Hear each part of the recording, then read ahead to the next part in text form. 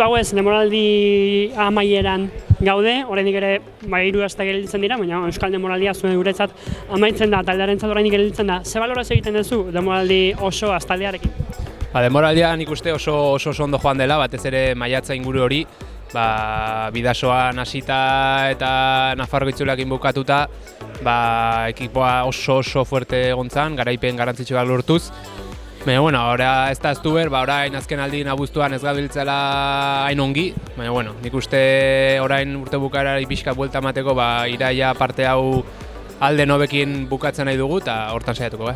Talde hain handi aukita, printzipioz pentsa genezake agian aukera zenekatela txorrenduarien pikoak elkarbanatuz, urte osoan zehar hor egoteko, baina egia da, maiatzen esaten duzu bezala, dana oso ondo juntzala, baina orain udan apalago juntzaztela, janek arraten irabazi zuenetik, pixkat bera junda taldea. Arazo fisikoak ere edukizugu, ahostan egon ginen eta handik etorri den txirrindulari 3 gaizki egon dira orduztik, ez dakigu zeba, baina ez dira ondo sentitzen, azkenen olako gauzen kontra ezin dugu ezer egin. Eta gero beste batzu, estaier modan ere joan dira, profesioneta pasako dien biak, guantxe bertan, orduan, azkenen baja horiek edukita, normala da pixkat jeistea nivela, baina nik uste mendik aurrera berriz ere goraka ingo dugula eta horra gala. Talde honena esan zarete ala ere? Hemen nik uste hemen Euskal Herrin talde indartsuna izan gara eta estatu mailan Kortizo igual gure gainetik egon da pixka bat aurten, hori egia da, baina bestela horre egon gara lasterketa guztietan. Eta, zu urrengo urtean zu ere pasako zera profesionaletara, ze planteamendu jarri zuen alean urrengo urterako? Nik uste planteamendua betikoa dela, azkenen Espainia mailan talde hobena izatea, saiatzea bertzat, eta hortan saiatuko gara urrengo urterako ere. Bi kontu ere urrengo urterako, si akaso aurten egon diren horien artean, Castellanek eta Korresek hartu beharko lukete taldearen burua edo referentzia, eta gero ere beti komentatzen dugu nazioartekotasun hori kanpora juten alegintzea, ahosta eta horrelako lasterketak lehiatzera. Azkenean geroz eta internazionalago da bai pelotoia, bai lasterketak, eta hortan saiatzen gare amataretan, alden guztian gure txirrindulariak hobetzen, lantzen eta hola profesionalak sortzen. Jarraleak zentzua dauke gaur egungo txirrindularentzan edo junior mailara begiratzen hasi gabarria? Begia da pixkat zail dagoela gauza eta gauzak planteatzen ari gera.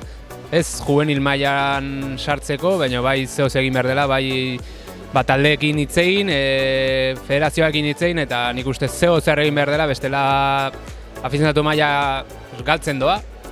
Txirrindulari juvenil gehienak, onak dienak, estatu mailan kanpora doaz eta estatutik ateatzen dira, orduan guretzat ere fitxak dira oso zaila da eta hori guka jarruel bat garela, beste taldeentzat hondik zailago, orduan taldeak desegiten ari dira, galtzen, lasterketa galtzen. Nik uste trista dela batez ere juvenil mailan dauden txirrindularientzat ez dutelako etorkizunik ikusten ez, profesionalizateko ez, txirrindaz disfrutatzeko eta orduan pixkat nik uste zehoz egin behar daula. Alex Diaz, demoraldia amaitu da, zure azkeneko euskal lasterketan gaude eta eskatu berri zugu demoraldia honen balorazio egitea. Egia zan niretzako pertsonalki oso nahi izan da, urte hasieran begikitxita firmatuko non olako denboraldi bat itea eta oso pozik. Denboraldi hasiera ona izan zenun, Valentin irabazita, baina gero kostatu zitzaizun ez bakarrik garaipena lortzea, baizik eta konbentzitzea hor egon behar zinela. Azkenen lehenengo garaipen horrek taldeakin debutatzen konfiantza asko mantziten, baina egia gero maiatza bukaera arte nula lortu beste garaipenik. Baina alaren nik uste tempora osoan zehar oso regular mantendu naizela, ez? Azkenen Otsaieko lehenengo asten ja irazinon eta gero hori esan dutena, maiatzera arte non berriro irazi, baina gero nahiko segido etorri dira garaipenak eta batez ere regulartasuna oso ondo mantendu dut. Eta bazirudien dana idatzita zegoela Bagordin mendeko hartzeko? Bai, azkenen Bagordi apuntauta neuken, 2023ko Bidasoan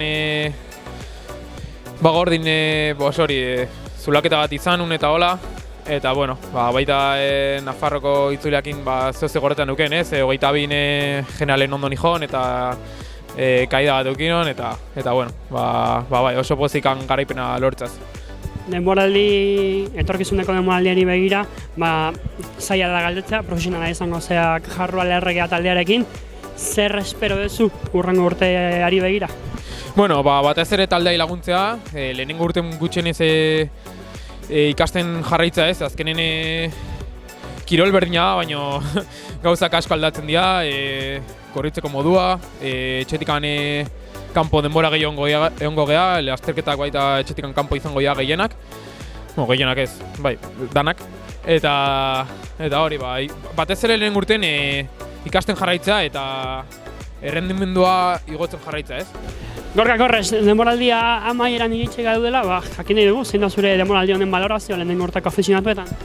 Bueno, ez nuen espero hain ondo ibiltzea, azkenean pasain urtean ez nituen besoak altxatu eta aurten bi aldiz altxatzea eskua, ez niretzat ez dakit, ez nuen espero, nik ez da nire entrenatzaileak, ez da nire familia, asik oso posik.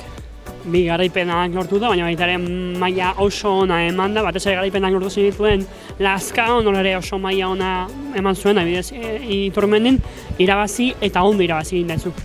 Bai, nik uste dut baietz, niri asko hori gustatzen zait, zait gustatzen irabaztea gurpila sartzen, gustatzen zait irabaztea lasterketak ondo egiten, eta maila ematen, esan duzun bezala, eta bai, bi garaipenak lortu ditut, baina ere bai podiumak lortu ditut, eta gero lasterketetan gerra pizkat ematea, así que niretzat hori da garrantzitsuena.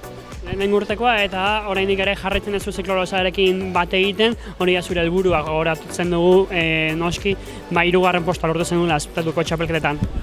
Bai, ez dago helburu argi bat, ziklokrosa azkenean pizkat desberdina egingo dut, baina nik uste dut entrenatzaileekin batera egin dugun planteazioa oso ona dela, eta espero dugu aurten Galizian, ez hemen Euskadin pena bat, baina aurten Galizia ere podiuma lortzea.